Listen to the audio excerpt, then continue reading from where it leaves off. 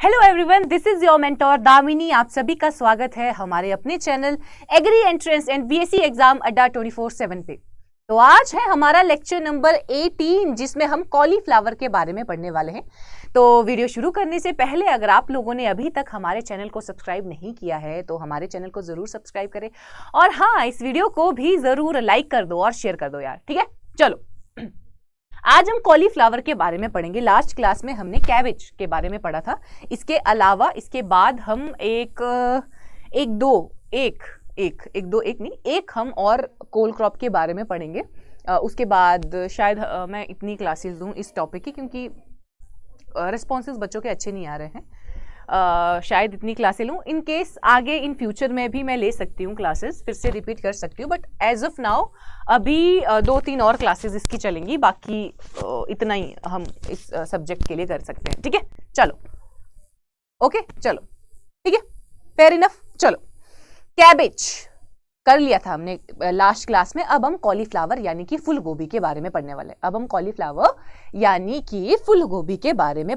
हैं। फूल गोभी क्या होती है, फूल गोभी में क्या क्या चीजें पाई जाती हैं, वो सारी चीजों के बारे में हम जानेंगे। तो सबसे पहले शुरू करते हैं इसके नामकरण के साथ। आ जाइए नामकरण करने फूल गोभी का, ठीक है। चलो देखो, जितने भी मेंबर कोल क्रॉप्स के हैं उनका नाम मैंने आपको क्या बताया था। ब्रासिका ओलेरेशिया सभी का नाम है, और वैरायटी सबकी अलग अलग है। उसी तरीके से कॉलीफ्लावर का नाम भी क्या होगा, ब्रासिका ओलेरेशिया। ओले हम ना बोलते हैं बच्चों को, ओले ले ले। तो ब्रासिका ओलेरेशिया वैरायटी बोट्राइटिस जो है, ये आपका कैबेज कॉलीफ्लावर का नाम आ जाता है। Brassica ओलेरेशिया variety botrytis. हमने कैबेज के केस में कौन सी वैरायटी पढ़ी थी, कैपिटेटा, और कॉलीफ्लावर के केस में क्या पढ़ रहे हैं हम, बोट्राइटिस। फैमिली तो वही है, ब्रासिकेसी फैमिली है इसकी भाई, या क्रूसीफेरी बोल देते हैं हम, क्रूसीफेरी फैमिली या ब्रासिकेसी फैमिली। क्रोमोसोम नंबर भी उतना ही है जितना हमने कैबेज के बारे में पढ़ा था, और ओरिजिन भी वही है जो हमने कैबेज का पढ़ा था, मेडिटेरेनियन रीजन जो है वो इसका ओरिजिन कहलाया जाएगा। तो हमने नामकरण में क्या क्या चीजें पढ़ी, मैंने आपको नामकरण में ये चीजें बताई कि जो बोटेनिकल नेम होता है कॉलीफ्लावर का होता है brassica ओलेरेशिया variety botrytis, family Brassicaceae, chromosome number होता है 18 और ओरिजिन होता है मेडिटेरेनियन रीजन। अगर एडिबल पोर्शन की बात करें, जैसे मैंने आपको कैबेज के केस में बताया था, कैबेज के केस में हमने एडिबल पोर्शन हेड पढ़ा था। उसी तरीके से इसके एडिबल पोर्शन को, ये इसका एडिबल पोर्शन है ना, इसके एडिबल पोर्शन को कर्ड कहा जाता है बच्चे। इसके एडिबल पोर्शन को कर्ड कहा जाता है। जब भी अगर मैं कर्ड का इस्तेमाल अगर मैं अपनी टर्मिनोलॉजी, अपनी वोकैब में इस्तेमाल कर रही हूं, तो तुमको इमेजिन ये स्ट्रक्चर करना है। तो आपको इमेजिन ये स्ट्रक्चर करना है। कर्ड का मतलब होता है जो फूल हम खा रहे हैं, जो फूल हम कॉलीफ्लावर का खाते हैं उसको कर्ड कहा जाता है। अगर आपसे पूछा जाए which is the edible portion of a cauliflower, बंद गोभी का एडिबल पोर्शन क्या होता है, तो बंद गोभी का एडिबल पोर्शन होता है कर्ड। डन, नामकरण हो गया, यूज नहीं, एडिबल पोर्शन हो गया इसके, कि क्या एडिबल पोर्शन होता है। आगे बढ़ते हैं, आगे आ जाता है सीधा का सीधा क्लासिफिकेशन। अब अगर हम क्लासिफिकेशन की बात करें बच्चे, ओ माय गॉड, हिंदी चल पड़ी है। 1 सेकेंड, बोर्ड इतना बड़ा है ना। चलो, हाँ, तो अगर हम क्लासिफिकेशन की बात करें बच्चे, क्लासिफिकेशन में दो तरीके के हमें कैबेज दो तरीके के कैबेज होते हैं, इंडियन टाइप और यूरोपियन टाइप। इंडिया में ग्रो होता है कैबेज इंडियन टाइप, या इसको ट्रॉपिकल भी बोला जाता है, और दूसरा आ जाता है बच्चे यूरोपियन टाइप। दूसरा क्या आ जाता है, यूरोपियन टाइप, इंडियन टाइप और यूरोपियन टाइप। अब इन दोनों में क्या फर्क है और इन दोनों में क्या क्या चीजें होती हैं कॉलीफ्लावर में, इसको वर्गीकृत किया गया है दो चीजों में, Indian type and European type. Indian type and European type दो भागों में इसको वर्गीकृत किया गया है।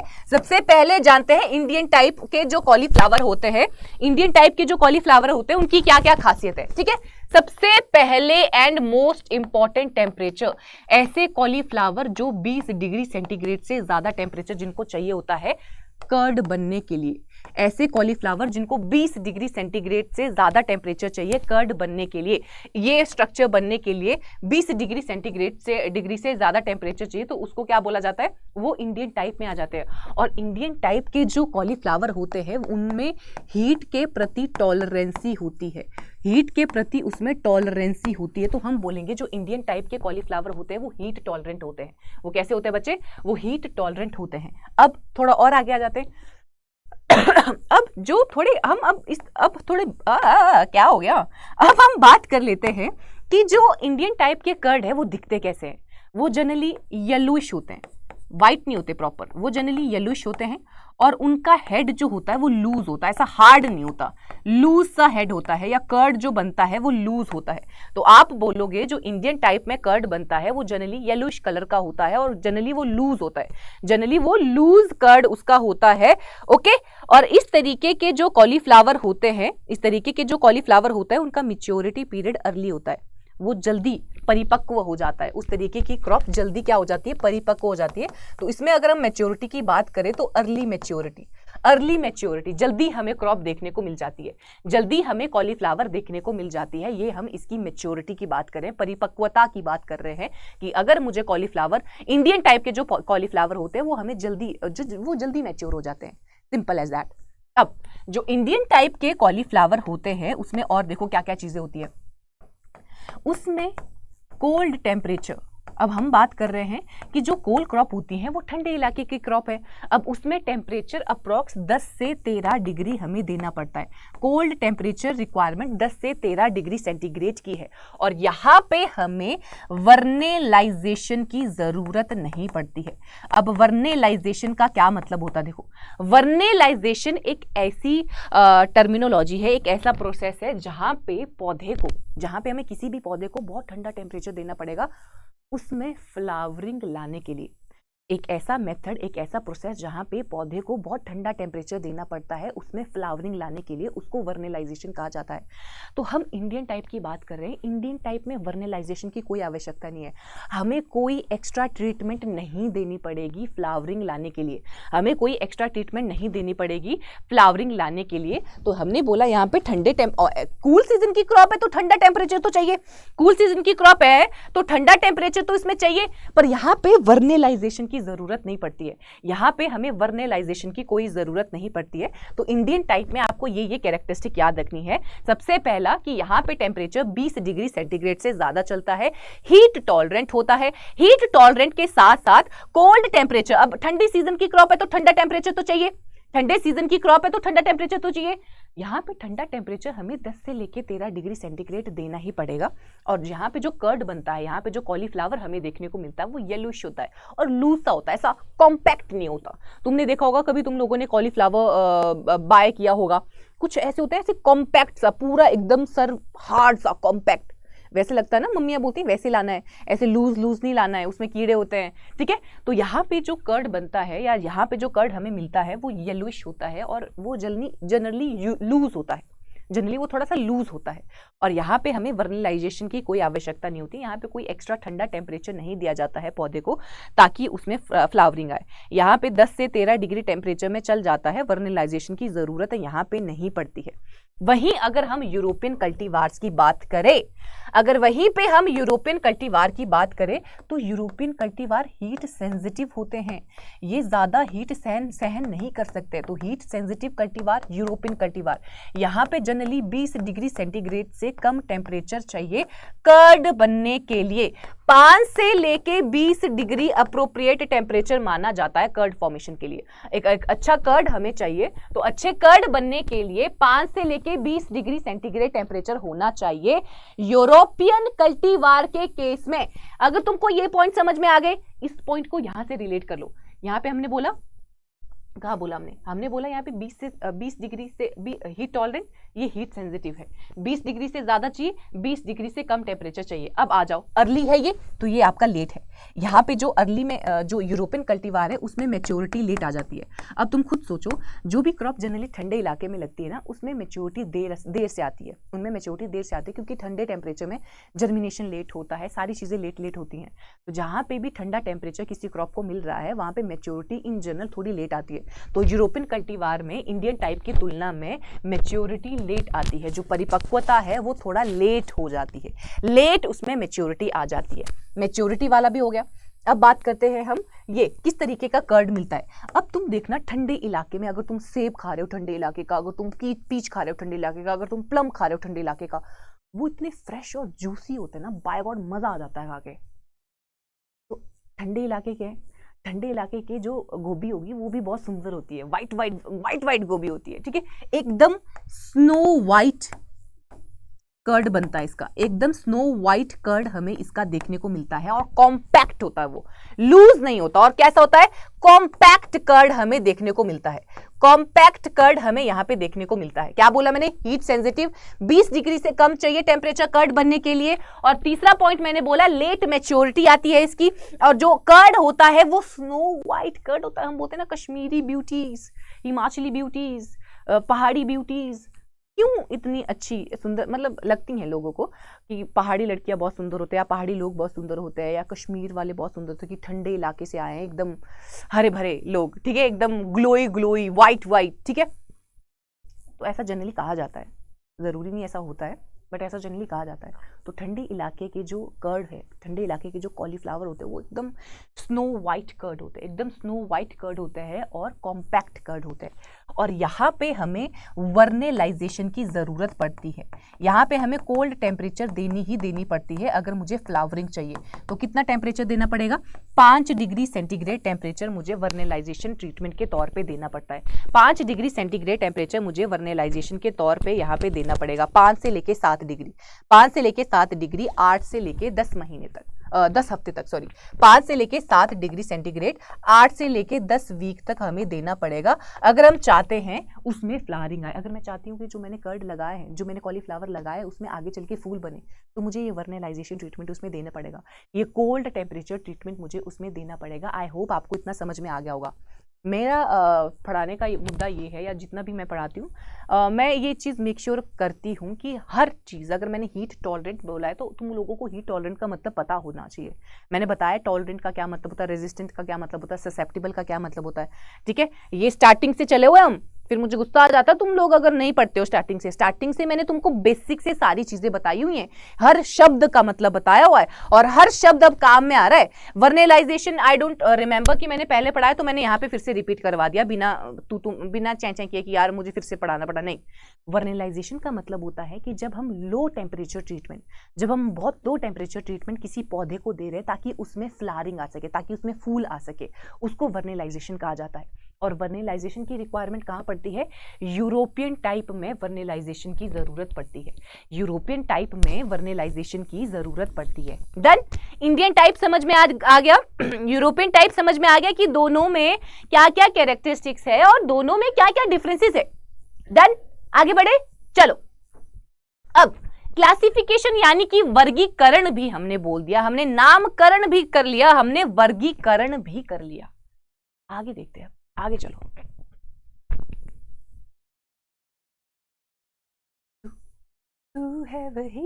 टेम्परेचर देखते हैं और क्लाइमेट देखते हैं। अब क्लाइमेट, मुझे तो पता है भाई ये कोल्ड सीजन क्रॉप है, मुझे तो पता है ये कोल्ड सीजन क्रॉप है, यानी कि अगर ये कोल्ड सीजन क्रॉप है तो ठंडे इलाके की क्रॉप होगी, तो ठंडे इलाके की क्रॉप होगी, कूल सीजन क्रॉप होगी।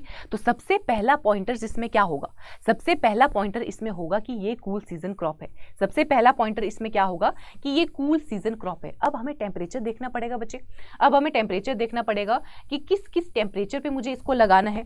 अब मुझे टेम्परेचर देखना पड़ेगा या मुझे सीजन देखना पड़ेगा, किस मंथ पे इसको लगाया जाता है। डन। कूल सीजन की क्रॉप है तो ठंडे टाइम पे लगाया जाएगा, ऐसा तो है नहीं कि कूल सीजन की क्रॉप है तो मैं उसको अप्रैल में लगाऊंगी, ठीक है। कूल सीजन क्रॉप है तो कोल्ड टेम्परेचर इसको चाहिए, ठंडा टेम्परेचर इसको अपनी ग्रोथ के लिए चाहिए। कूल सीजन क्रॉप है तो ठंडा टेम्परेचर इसको अपनी ग्रोथ के लिए चाहिए। अब देखो, इसको अलग अलग मंथ्स में लगाया जा सकता है बच्चे, इसको अलग अलग महीने में लगाया जा सकता है। और वो अलग अलग महीने क्या है, इसको सितंबर में भी लगा सकते हैं, अक्टूबर में भी लगा सकते हैं, नवंबर में भी लगा सकते हैं, दिसंबर में भी लगा सकते हैं। तो अगर मैं इसको अक्टूबर में लगा रही हूँ, सितंबर में लगा रही हूँ, नवंबर में लगा रही हूँ, दिसंबर में लगा रही हूँ, तो हर मंथ टेम्परेचर इसका अलग अलग होना चाहिए। देखो, अगर मैं बोल रही हूँ, अगर सितंबर टाइप, इसके बेस पे भी मंथ के हिसाब से इसको बोला जाता है, जैसे सितंबर टाइप कॉलीफ्लावर, मतलब ऐसे कॉलीफ्लावर जिसको हम सितंबर में लगा रहे हैं। उसके बाद अक्टूबर टाइप, उसके बाद नवंबर टाइप, नवंबर मेरा favourite month, and then December type, उसके बाद दिसंबर टाइप। तो इसमें आपको टेम्परेचर याद रखना पड़ेगा कि अगर तुम सितंबर में लगा रहे हो तो कितना टेम्परेचर होना चाहिए, अगर तुम दिसंबर में लगा रहे हो तो कितना टेम्परेचर होना चाहिए, अगर तुम नवंबर में लगा रहे हो तो कितना टेम्परेचर होना चाहिए। चलो कर लेते हैं टेम्परेचर की बात। ओके, चलो, अगर तुम सितंबर में लगा रहे हो तो बच्चे 20 से लेके 27 डिग्री सेंटीग्रेड टेम्परेचर होना चाहिए। अगर आप अक्टूबर में लगा रहे हो तो 20 से लेके 25 डिग्री। देखो याद करना कैसे है, सितंबर 20 से लेके 27, ठीक है। अक्टूबर सेम ही है, बस थोड़ा सा कम कर लो, थोड़ा सा कम टेम्परेचर अक्टूबर में होता है, थोड़ा सा कम कर लिया, 20 से 25। अब यहां पे आ जाओ, नवंबर में और कम होगा, 15 से लेके 20।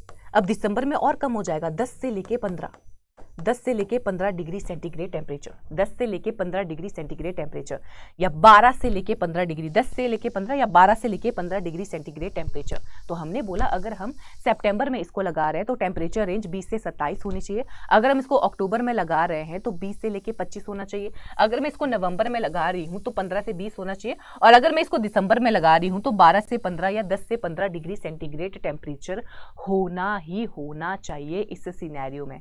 डन, बढ़े आगे, चलो अब आगे बढ़ते हैं। अभी हमने क्लाइमेट की बात करी, यार ठंडा सीजन चाहिए। जो आपकी कोल्ड क्रॉप्स होती है वो ठंडे इलाके में ग्रो होती हैं और ठंडे सीजन में ग्रो होती हैं। हमने टेम्परेचर रेंज भी जान ली कि अगर मुझे सितंबर में गोभी लगानी है तो कितना टेम्परेचर होना चाहिए, अगर मुझे अक्टूबर में लगानी है तो कितना टेम्परेचर होना चाहिए, मुझे नवंबर में लगानी है तो कितना टेम्परेचर होना चाहिए, अगर मुझे दिसंबर में लगानी है तो कितना टेम्परेचर होना चाहिए। ये सारी चीजें हमने, इन सारी चीजों का जिक्र हमने कर लिया। इन सारी चीजों का जिक्र मैंने तुम लोगों से करवा दिया या मैंने खुद कर लिया, तुम लोगों से तो क्या ही करवाना, ठीक है। चलो अब अगर हम सॉइल की बात करें बच्चे, अगर हम सॉइल की बात कर लेते हैं, चलो सॉइल की बात कर लेते हैं।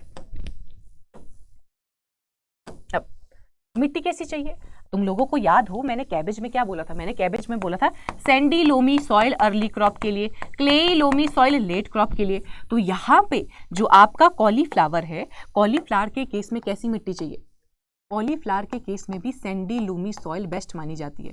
Sandy loamy soil, well drained soil, fertile soil होगी तब कॉलीफ्लावर प्रोडक्शन अच्छा होगा। अगर सैंडी लोमी सॉइल होगी, अच्छे से ड्रेन्ड सॉइल होगी, फर्टाइल सॉइल होगी, तब जाके क्या होगा, तब जाके आपकी कॉलीफ्लावर प्रोडक्शन अच्छे से होगा। अब और हम सॉइल में क्या पढ़ते हैं, और हम सॉइल में क्या पढ़ते हैं, और हम पढ़ते हैं सॉइल में पीएच। तो इसके लिए पीएच चाहिए बच्चे 6 से लेके 7, 6 से लेके 7 पीएच इसमें होनी चाहिए। कितनी होनी चाहिए बच्चे पीएच, पीएच की अगर हम बात करें तो पीएच इसमें होनी चाहिए 6 से लेके 7 पीएच। और ये चीज देखी गई है कि अगर कॉलीफ्लावर प्रोडक्शन जहां पे भी किया जाता है, ये चीज देखी गई है कि अगर कॉलीफ्लावर प्रोडक्शन जहां पे भी किया जाता है वहां पे अगर पीएच थोड़ी भी ज्यादा हो जाती है तो बोरोन की डेफिशिएंसी वहां पे पाई गई है, कि अगर पीएच थोड़ा भी ऊपर नीचे हो जाता है तो वहां पे बोरोन डेफिशिएंसी पाई गई है। तो हमने ये चीज मेक श्योर करनी है कि पीएच अप्रोप्रिएट रहे, यानी कि 6 से 7 रहे, और जो सॉइल है उसमें किसी भी प्रकार की डेफिशिएंसी ना हो। जनरली यहाँ पे बोरोन और मोलिब्डेनम, इन 2 न्यूट्रिएंट की काफी डेफिशिएंसी रहती है। तो हमें ये चीज मेक श्योर करनी है कॉलीफ्लावर प्रोडक्शन के टाइम पे, कॉलीफ्लावर लगाते वक्त, कि बोरोन और मोलिब्डेनम की डेफिशिएंसी वो ना, बोरोन और मोलिब्डेनम की डेफिशिएंसी ना हो, बोरोन और मोलिब्डेनम की डेफिशिएंसी ना हो। तो सॉइल में आपको क्या क्या चीजें याद रखनी है, सॉइल में तुम लोगों को याद रखनी है कि सैंडी लोमी सॉइल होना चाहिए और पीएच 6 से 7 होना चाहिए। पीएच ज्यादा भी नहीं होना चाहिए क्योंकि ज्यादा पीएच पे बोरोन का इंटेक कम हो जाता है। बोरोन का इंटेक जो पौधा करता है वो कम कम हो जाता है। तो हमें ये चीज़ मेक श्योर करनी है कि सारी की सारी चीज़ें अप्रोप्रिएट अमाउंट में हो। हमें ये चीज़ मेक श्योर करनी है कि सारी की सारी चीज़ें क्या हो बच्चे, सारी की सारी चीज़ें अप्रोप्रिएट अमाउंट में हो। तो हमें ये चीज़ मेक श्योर करनी है। तो अभी तक हमने नामकरण कर लिया, अभी तक हमने क्लासिफिकेशन कर ली, अभी तक हमने सॉइल और क्लाइमेट की बात कर ली। अब आगे देखते हैं कि आगे क्या है। अब आगे देखा जाए आगे क्या चीजें हैं। ठीक है, चलो आगे आ जाएगा सोइंग एंड प्लांटिंग। आगे आ जाता है बच्चे सोइंग एंड ट्रांसप्लांटिंग। जैसे मैंने कैबेज के केस में तुमको बताया था कि कैबेज के केस में 500 से लेके 675 ग्राम प्रति हेक्टेयर सीड रेट चाहिए। उसको हम नर्सरी में लगाएंगे और नर्सरी में जैसे सीडलिंग तैयार होंगे उसको हम मेन फील्ड में ट्रांसप्लांट कर देंगे।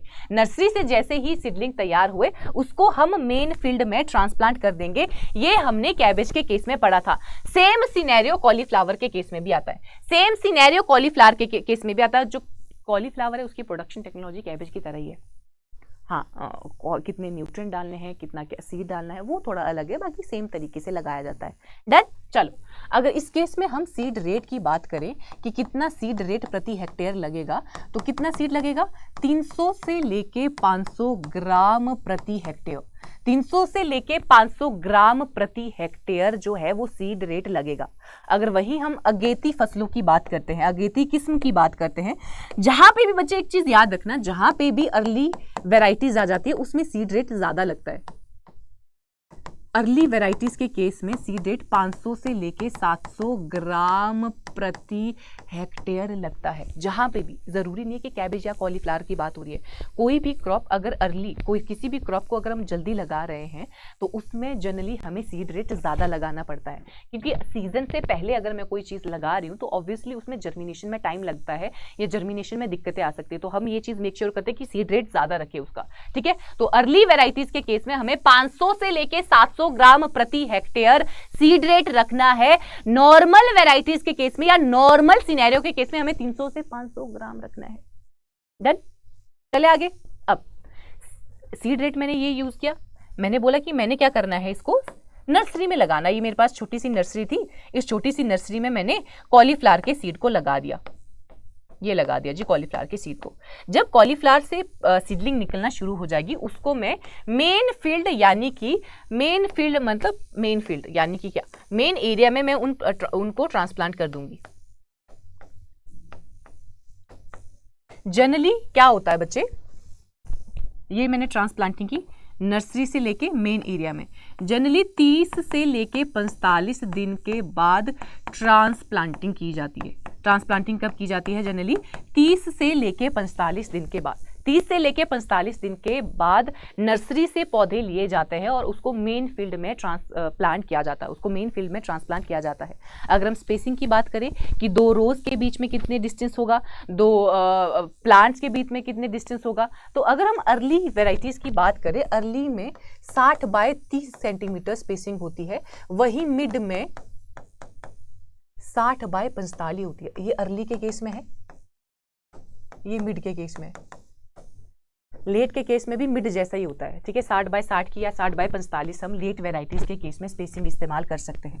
ठीक है, तो हमने यहाँ पे क्या बात की, हमने यहाँ पे सोइंग और ट्रांसप्लांटिंग की बात करी। मैंने बोला अगर मुझे सोइंग करनी है कॉलीफ्लावर की तो मुझे सीड रेट उसका 300 से लेके 500 ग्राम प्रति हेक्टेयर इस्तेमाल करना है। अगर मैं अर्ली किस्मों की इस्तेमाल अगर मैं अगेती फसलों की बात कर रही हूँ तो अगेती फसलों में मुझे थोड़ा ज़्यादा सीड रेट रखना पड़ेगा। 500 से लेके 700 ग्राम प्रति हेक्टेयर मुझे उसका सीड रेट रखना पड़ेगा।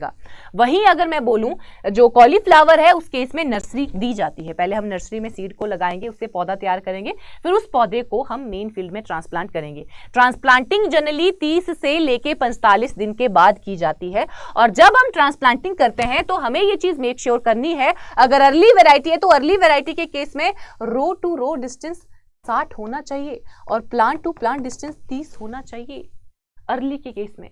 मिड और लेट के केस में अप्रॉक्स 60 से लेके 45 जो सेंटीमीटर है स्पेसिंग रखी जाती है। Done. Sowing done, transplanting done. जल्दी से कमेंट सेक्शन में तुम कुछ भी नहीं बोलते हो यार, इस चीज के लिए इस वजह से थोड़ा बहुत कमेंट सेक्शन में यार मतलब रिस्पॉन्सेज है भी नहीं। शायद बच्चों के सेमेस्टर में मे बी ये सब्जेक्ट नहीं होगा या व्हाट्सएवर। तो 20 क्लासेस टोटल लूंगी मैं सब्जेक्ट की, 17-18वीं है शायद ये, तो 1-2 और क्रॉप तुम लोगों को मैं करवाऊंगी। अदरवाइज उसके बाद देखते हैं अगर बच्चे कहते हैं या उस हिसाब से कंटिन्यू करेंगे, बट 20 क्लासेस में ही मैं इसको कंपाइल करने वाली हूँ। इन केस इन फ्यूचर अगर चीज़ें और सिनेरियो बदल जाता तो मैं आगे करवाऊंगी, बट अदरवाइज या ये क्लास आपको लेक्चर 20 तक ही मिलेंगी फिर, ठीक है। चलो क्या पता कोई और कोर्स मैं शुरू करूँ, प्रोडक्शन टेक्नोलॉजी ऑफ फ्रूट शुरू करूँ मैं, ठीक है। चलो डन, इतनी चीजें क्लियर होगी बच्चे। चलो आगे बढ़ते हैं अब।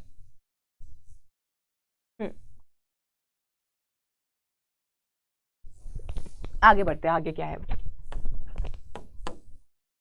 आगे आ जाता है सीड ट्रीटमेंट। अब सीड ट्रीटमेंट जैसे मैंने कैबेज के केस में बोला था, कैबेज के केस में मैंने क्या बोला था, कैबेज के केस में मैंने क्या बोला था, सीड को ट्रीट किया जाता है किसके साथ, सीड को ट्रीट किया जाता है हॉट वाटर के साथ। हॉट वाटर ट्रीटमेंट दी जाती है। कितना hot water treatment, 50 degree centigrade temperature पे बॉयल किया जाता है पानी और 30 मिनट तक, और 30 मिनट तक उसको रखा जाता है। सेम चीज कॉलीफ्लावर के केस में की जाती है, सेम चीज कॉलीफ्लावर के केस में की जाएगी अगर हमें उसके सीड को ट्रीट करना है, अगर हम चाहते हैं उसके सीड जल्दी जर्मिनेट करे, अगर हम चाहते हैं कि उसके सीड में सीड बॉर्न डिजीजेस ना लगे, तो हम उसमें सीड ट्रीटमेंट करेंगे। और सीड ट्रीटमेंट कैसे करेंगे, हॉट वाटर ट्रीटमेंट, गर्म पानी में, उबलते उबलते पानी में उसको डाल देंगे। 50 डिग्री सेंटीग्रेड पे मैंने बढ़िया मस्त पानी बॉईल किया हुआ है, 30 मिनट तक उन सीड्स को उसमें डाल दो, 30 मिनट तक उन सीड को उसमें डाल दो, तो ये आ जाता है बीज उपचार। ये आ जाता है बच्चों आपका बीज उपचार।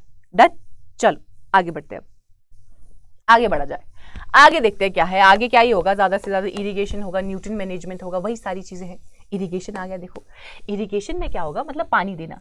जैसे मैंने आपको कैबेज में बताया था, मैंने आपको बोला था कैबेज में क्या सिनेरियो होता है, नर्सरी से ट्रांसप्लांट की जाती है सीडलिंग मेन फील्ड में, नर्सरी से मेन फील्ड में ट्रांसप्लांटिंग की जाती है, ये चीज होती थी।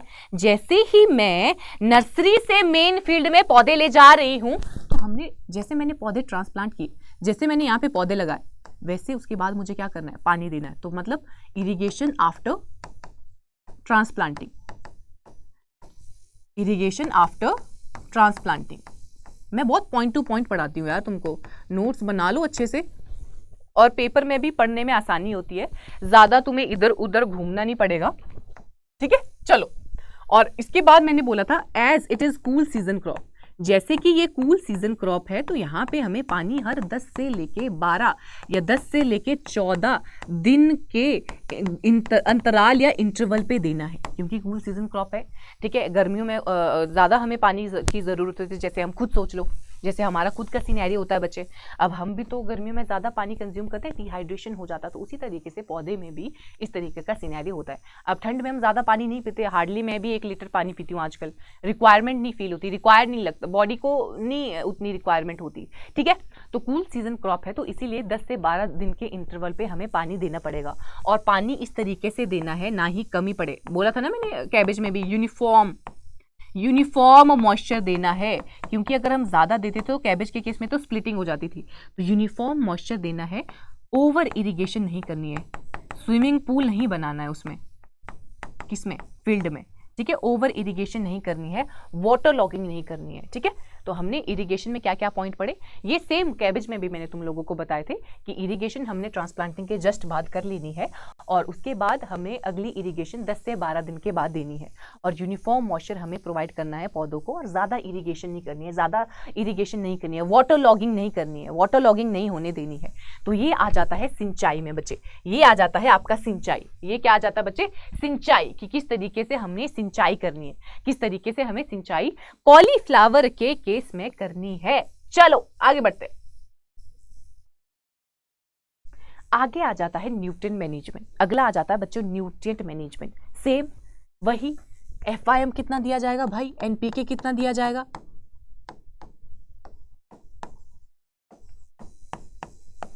पहले तो हमें ये चीज़ जाननी होती है कि कितना किलो नाइट्रोजन हमने डालना है, कितना किलो FIM हमने डालना है। उसके बाद हम क्या देखते हैं, उसके बाद हम बोलते हैं बेसल डोज किस किस की डलेगी, और उसके बाद हम बोलते हैं टॉप ड्रेसिंग किसकी की जाती है।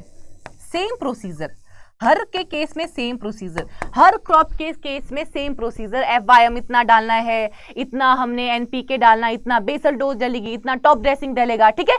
चलो अब देखो, अगर हम FIM की बात करें, यहाँ पे FIM 25 से लेके 30 kg प्रति हेक्टेयर हमें डालना पड़ता है। कितना? 25 से लेके 30 केजी प्रति हेक्टेयर FYM डालना है।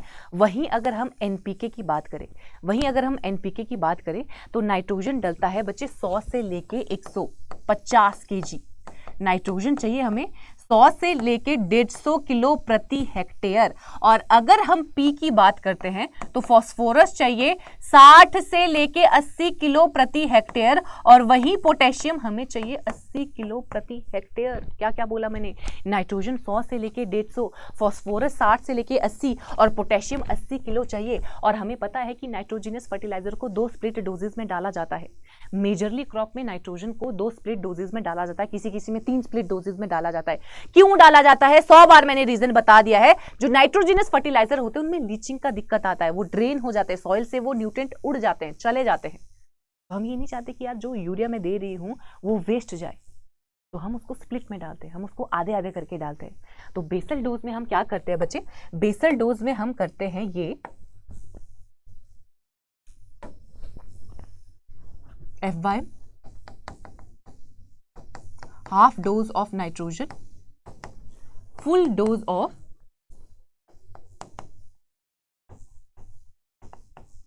Phosphorus and potassium.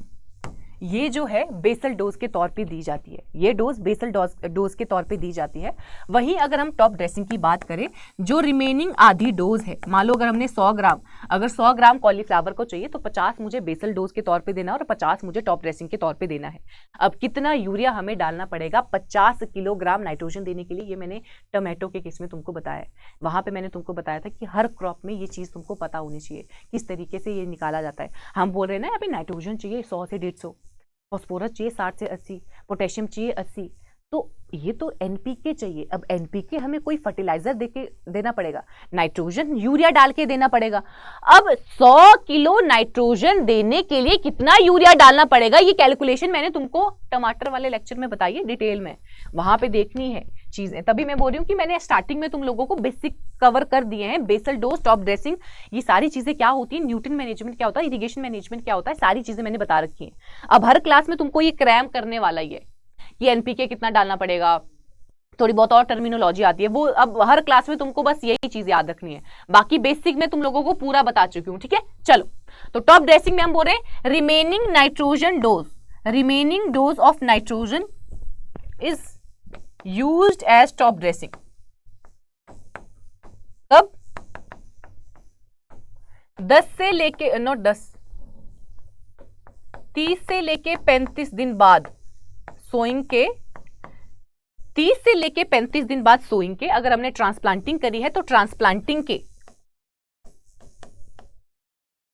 और ट्रांसप्लांटिंग के 30 से लेके 35 या 30 से लेके 35 या 35 से लेके 40 दिन बाद हम दूसरी डोज डालते हैं, दूसरी डोज नाइट्रोजन की डालते हैं। तो ये फॉर्मेट आपको पता होना चाहिए। देखो कितना नीट एंड क्लीन चीजें हैं बच्चे। नोट्स अगर तुमने ऐसे बनाए होंगे, ऐसे क्या होता है जब हम नोट्स पढ़ते हैं, जो भी हमारे यूनिवर्सिटी वाले हमें प्रोवाइड करते हैं, पैराग्राफ होते हैं यार पूरे लिखे हुए, इतनी सारी क्रॉप है, समझ ही नहीं आता। बना लिया करो notes properly, point two point है, समझ आ गया तो तुम खुद लिख सकते हो। कॉलीफ्लावर के केस में हमें इतना देना है FYM, इतने देने हैं NPK। अब हमें बेसल डोज के तौर पे पूरा FYM डालना है, आधा नाइट्रोजन डालना है, पूरा P डालना है, पूरा K डालना है। रिमेनिंग जो नाइट्रोजन की डोज है वो टॉप ड्रेसिंग में डाली जाती है। क्यों ऐसा होता है वो रीजन भी लिखने हैं। इस तरीके से पूरे नंबर मिलेंगे, अदरवाइज थोड़ी ना पूरे नंबर मिलेंगे। ऐसा नहीं सोचना मैंने टमाटर के केस में वो एक्सप्लेनेशन दी थी, अब कॉलीफ्लावर के केस में वो काम नहीं आएगी। कॉन्सेप्ट तो सेम ही है ना बच्चे, कॉन्सेप्ट तो सेम ही है। तो बस पॉइंटर अगर पता हो तो तुमको क्वेश्चन फ्रेम करना, आंसर फ्रेम करना आना चाहिए कि अगर मुझे इतने पॉइंटर्स पता है तो मुझे किस तरीके से अपना क्वेश्चन लिखना है, मुझे किस तरीके से अपना आंसर, मुझे किस तरीके से क्वेश्चन का आंसर करना है। तो वो टैलेंट तो तुमको दिखाना पड़ेगा, वो मैं बता बता के थक चुकी हूँ कि किस तरीके से तुमको सिनेरियो चीजें करनी है, ठीक है। चलो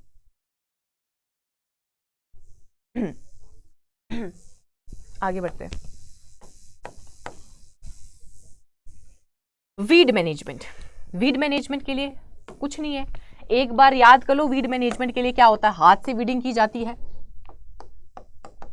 हैंड वीडिंग, हैंड वीडिंग की, होइंग की, गुड़ाई की। होइंग का मतलब होता है गुड़ाई करना, गुड़ाई करके छोटे छोटे वीड तो ऐसे ही एक्सपोज हो जाते हैं बाहर और उनकी जड़ें सूख जाती है धूप में। हैंड वीडिंग कर ली, लाइट हुइंग कर ली, यही आपका वीड मैनेजमेंट में आ जाएगा। और मैंने आपको क्या बताया था, मैंने आपको जैसे कैबेज के केस में बोला था अर्थिंग अप, तो यहाँ पे भी अर्थिंग अप किया जाता है, सॉइल को चढ़ाया जाता है रूट्स पे, अर्थिंग अप यहाँ पे भी की जाती है, यहाँ पे भी अर्थिंग अप किया जाएगा। तो बस यही है, यही है, ठीक है।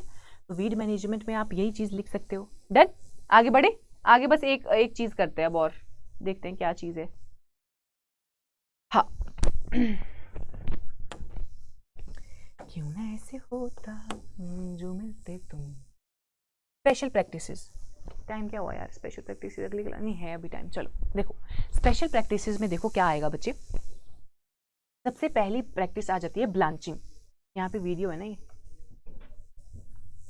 हाँ, सबसे पहले तुमको आता है ये ब्लांचिंग का क्या मतलब होता है, कॉलीफ्लावर में ब्लांचिंग का क्या मतलब होता है। अब देखो अगर ऐसी कॉलीफ्लावर जिसमें ये पत्तियां खुली हैं तो डायरेक्ट सनलाइट आती है और इस कर्ड को पीला कर देती है। जैसे मैंने बोला था इंडियन टाइप में जो कर्ड होते हैं वो येलो होते हैं।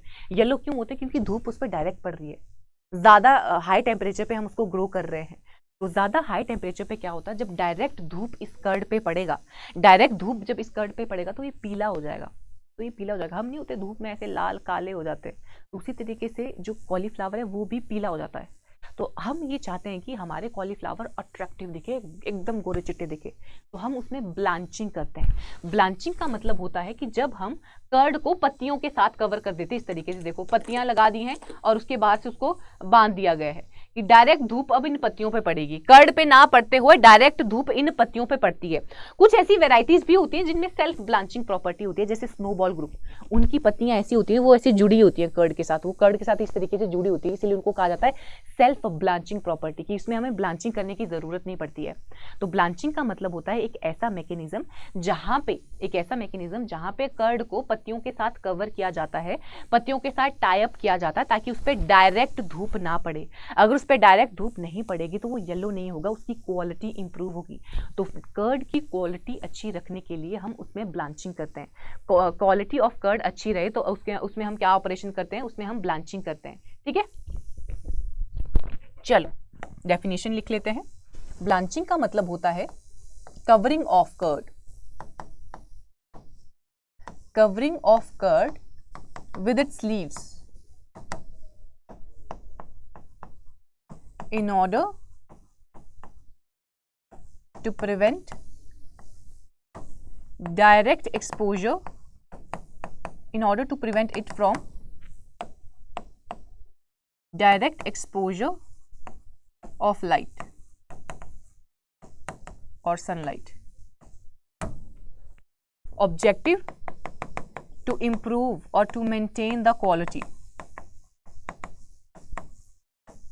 ब्रैकेट में लिख सकते हो whiteness of curd। एक बार समझ आए तो तुम अपनी लैंग्वेज में लिख सकते हो, ये मैंने पूरी अपनी लैंग्वेज में लिखा है, मैंने कोई रटी नहीं है लाइन। मुझे पता है कि जब कर्ड को पत्तियों के साथ कवर किया जाता है ताकि डायरेक्ट सनलाइट का एक्सपोजर उस पर ना हो, तो covering of a curd with its leave in order to prevent it from direct exposure of sunlight. क्यों की जा रही है भाई, उसकी क्वालिटी मेंटेन करने के लिए, ताकि उस फ्रूट की, उस वेजिटेबल की क्वालिटी अच्छी हो, वो पीला ना पड़े, वो बढ़िया गोरा चिट्टा रहे।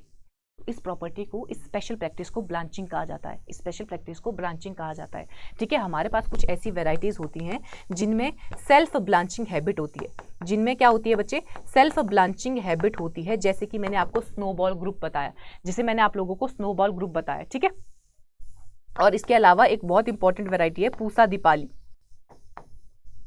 पूसा दीपाली ऐसी वैरायटी होती है जिसमें सेल्फ ब्लांचिंग प्रॉपर्टी होती है। पूसा दीपाली वैरायटीज पे जब हम आएंगे वहां पे मैं फिर से पूसा दीपाली का जिक्र करवाऊंगी। तो आपको याद रखना है ब्लांचिंग का क्या मतलब होता है, कर्ड को लीव्स के साथ कवर किया जाता है, कर्ड को लीफ के साथ कवर कर दिया जाता है ताकि उसकी क्वालिटी अच्छी रहे। पूसा दीपाली में सेल्फ ब्लांचिंग होती है, उसमें हमें करने की जरूरत नहीं होती, उसमें हमें लीफ को कवर करवाने की कोई आवश्यकता नहीं होती, वो ऑटोमेटिकली उसका फिजियोलॉजी, उसका स्ट्रक्चर ऐसा होता है कि वो लीव्स बाहर से कवर होती हैं। देखा है ना तुमने, कभी कभी कुछ कर्ड होते हैं उसमें लीव्स ऐसी जुड़ी हुई होती है, वो लीफ निकालनी पड़ती है। तो कुछ ऐसी वैरायटीज होती है जिनमें सेल्फ ब्लांचिंग हैबिट होती है, उसमें से पूसा दीपाली भी एक वैरायटी है और स्नोबॉल ग्रुप में भी ये खासियत होती है, ठीक है। चलो आज की क्लास में अपन इतना ही करेंगे, डन। चलो नोट्स बनाने हैं बच्चे प्रॉपर, ठीक है, आगे भी काम आएंगे यार तुम्हारे, ऐसा नहीं कि अभी तक ही सीमित है ये, ठीक है। चलो, तो जो भी बच्चे हमारे चैनल पे नए हैं, अगर आपने अभी तक मेरे Telegram channel agriculture by Damini ma'am को ज्वाइन नहीं किया है तो ज्वाइन कर लेना। इस पे मैं आपको पीडीएफ प्रोवाइड करती हूँ और कोई बच्चा मुझे पीडीएफ के लिए नहीं बोलता। इतनी पीडीएफ हो गई, ब्रिंजल तक शायद मैंने दी थी पीडीएफ, उसके बाद किसी ने नहीं बोला और ना मैंने भेजी है। ठीक है, तो चाहिए होंगी तो बता देना भाई। ऐसे तो मैं बिना बोले भेज देती हूँ, ऑब्वियसली मेरा फर्ज है वो, बट तुम्हारा कुछ रिस्पॉन्स ही नहीं आता, फिर मुझे ऐसा लगता क्या ही है। ठीक है, चलो, तो टेलीग्राम चैनल को ज्वाइन कर लेना और हमारे चैनल को भी सब्सक्राइब कर लेना और नोटिफिकेशन बेल को ऑन कर लेना। इन फ्यूचर में भी हम आपके लिए और क्लासेस भी लेके आए। ठीक है, चलो, और क्लासेस का जो भी सिनेरियो रहेगा वो मैं तुम लोगों को जैसे अभी 1-2 दिन में बता दूंगी क्या सिनेरियो रहेगा। ठीक है, चलो बच्चों, बाय बाय, मिलते हैं अगली क्लास में अब। Okay, bye bye and take care.